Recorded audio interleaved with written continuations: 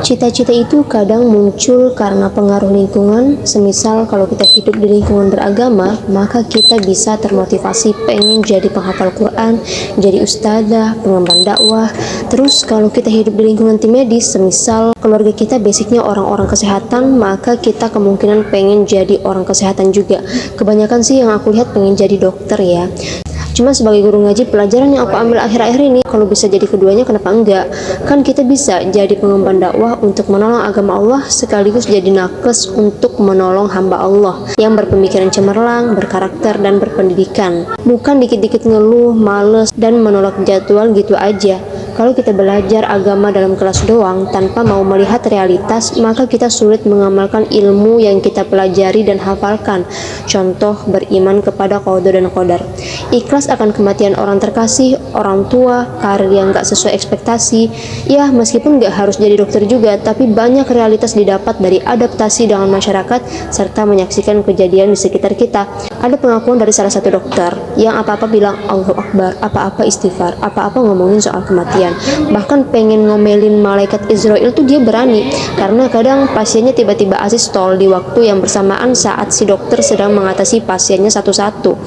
Poin yang aku ambil di sini adalah dokter emang gak belajar agama serutin anak keagamaan, tapi dengan mereka lihat realitas yang kalau disampaikan perkara agama mereka nyambung, karena mereka paham bahwa hal yang paling dekat dengan manusia bukan profesinya tapi kematian.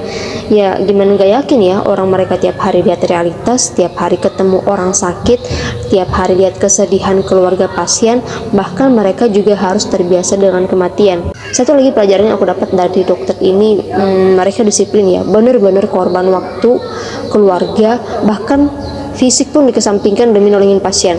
Ada dokter yang cerita, ini gue abis periksa pasien pas asam lambung gue lagi kambuh ya.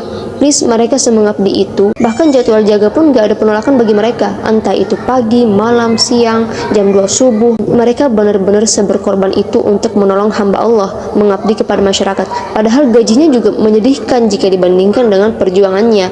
Tapi mereka tetap kerja, tetap disiplin, tetap rapi, dan tetap semangat mengawalinya dengan bismillah. Terus BTW gimana dengan kita yang gak sabaran ini, ngaku-ngaku pengemban dakwah, bilang capek pas jadwal halqoh, seenaknya minta ganti jadwal dengan alasan yang gak syar'i juga, ngakunya penolong agama Allah tapi korban waktu pun kayak berat gitu. Baca data aja kayak aduh gak bisa, gak paham, gimana ngamalin ilmunya kalau realitas aja ditolak. Pentingnya kita memiliki wawasan yang luas, karena dengan wawasan itu kita jadi tahu berbagai informasi yang harus kita pahami sejak kecil, bahwa untuk mengamalkan ilmu agama adalah menyaksikan realitas. Bukankah Nabi Muhammad SAW menyaksikan realitas dulu sebelum turun wahyu? Maka realitas membuat keyakinan kepada umat sebelum mengamalkan ilmu yang mereka dapat. Kalau bisa jadi dokter sekaligus memahami ilmu syariat, ambil. Karena di dunia kedokteran kita lihat realitas, dan di dunia keagamaan kita dapat solusi gimana cara menyelesaikan permasalahan real life yang kita saksikan.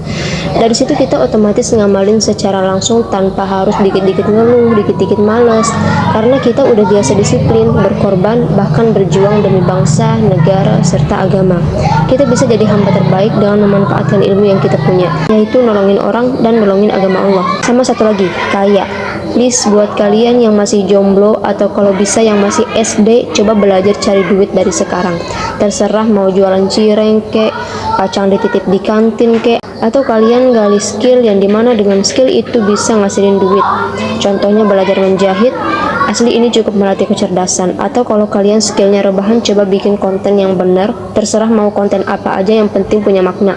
Please kalian cari cara biar punya duit sejak dini hingga dewasa nanti, karena yang dibayarin pajak tuh bukan mobil doang, bukan motor doang. Makan kita juga ada pajaknya.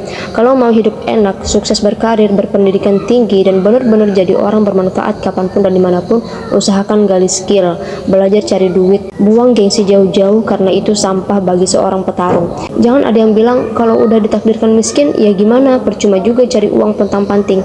Miskin boleh ya guys, tapi jangan bermental miskin juga. Zaman sekarang manusia wajib punya mental kaya, bukan jadi orang kaya. Di sini aku cuman ngajak kalian buat move on dari kekurangan wawasan, ilmu, serta relasi, dan menghindari penyesalan di kemudian hari karena kurangnya wawasan dalam membentuk masa depan yang cerah dengan takwa dan sukses meraih mimpi di bawah keridhaan Allah Subhanahu wa Ta'ala.